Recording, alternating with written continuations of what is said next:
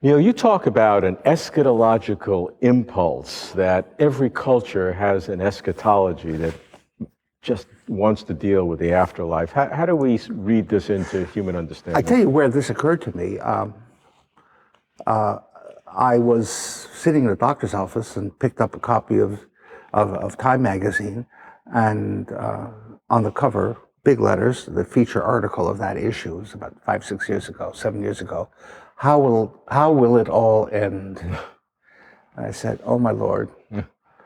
And then I read the article. It was a long article, and I still use it in my teaching.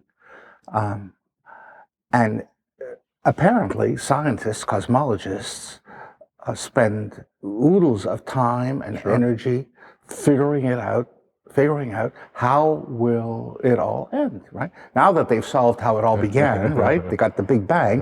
How will it all end? And I read this whole thing, absolute fascination, and I said to myself, who cares? Why do they care? And I came to this mysterious conclusion. It's probably the most mysterious thing I've ever said in my teaching, which is, if there's no beginning and there's no end, then there's no middle. And if there's no middle, we don't know where we are. So there is, I think, a need for structure. This I get from whatever I've read in anthropology, right? Anthropologists talk about religion as a structuring device. A noted anthropologist, Clifford Geertz, who's at Princeton, says that the heart of religion is the tension between cosmos and chaos, and the purpose of religion is to order our experience of the world, which is to put structures in.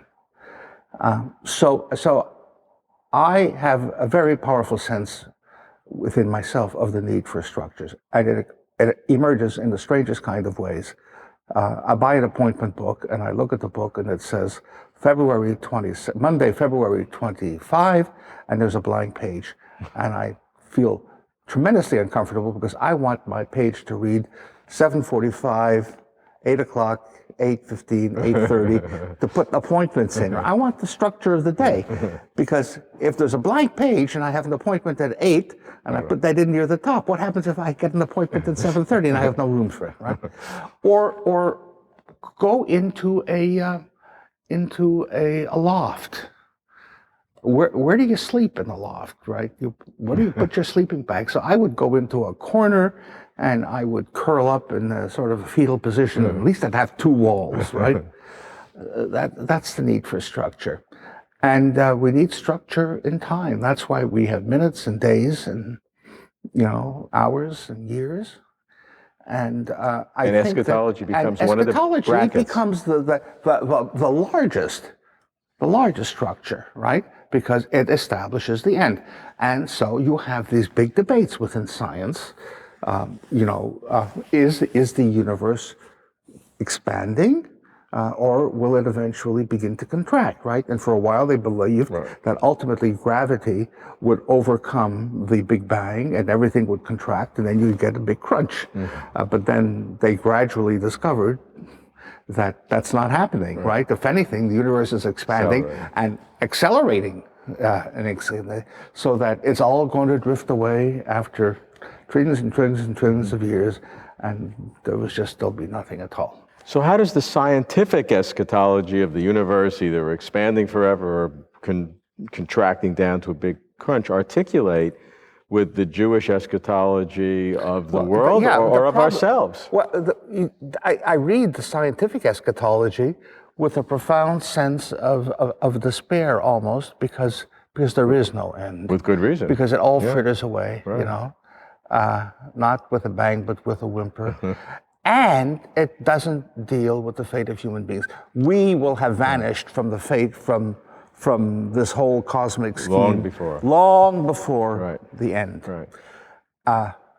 Read, in contrast, Isaiah.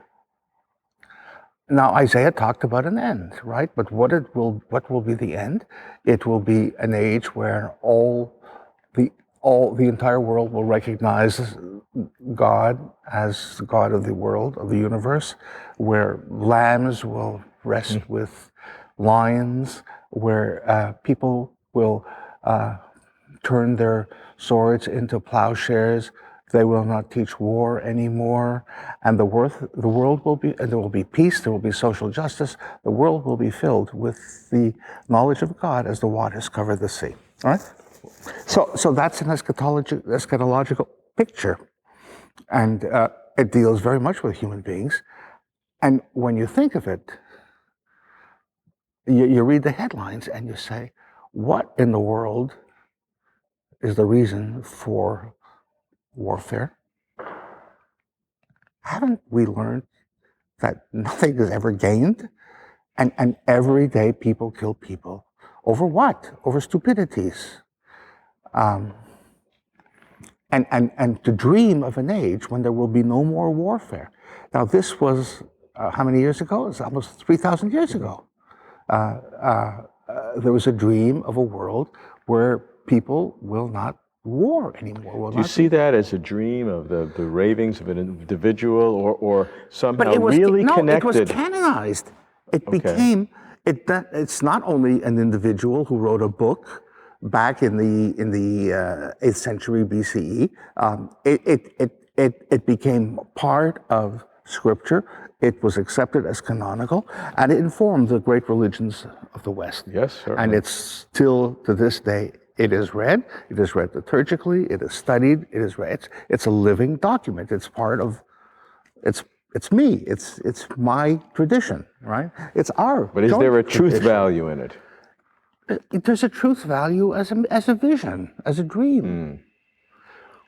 But how many people 3,000 years ago were able to articulate a dream when people won't die in warfare?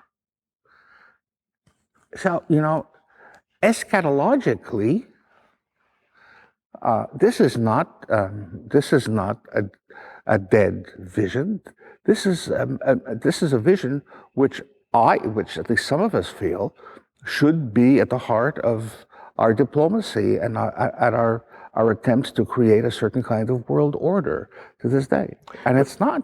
But those are two different views. One is that it should inform our efforts to impose it on this world or to correct the mistakes we've had. The other view that many take from religious perspectives is that's a view that God will impose on the world because human beings will never do it. Robert, who wrote the book? Well, you tell me. Not God. Not God. Not God. Did God inspire it? Oh, I can't stand the word inspire is the word that my students use when they don't want to use reveal, and it's a weasel word, Did God have anything to do with it? Yeah, but depends what you mean by God, and it depends what you mean by anything, and it depends what you mean by do. Those are all the words I use. I know, and define the terms. What kind of a God, and anything. Yeah, sure, God had to do with it. Anything but more God than God didn't dictate it from a mountaintop. Did God have anything to do with that verse more than anything else in the world? I think that it was an image of God, the Echad God, the exclusive God, which is really at the heart an image of a united world, of one cosmos, one ordered world, one grand unified theory, right? Which everything, history and nature and the human experience, collaborate in one. And I think that was the vision. And apart from this anthropological view, I think there's a profoundly psychological view also, which inspires eschatology, and that is a sense of the world, of our experience in the world as flawed.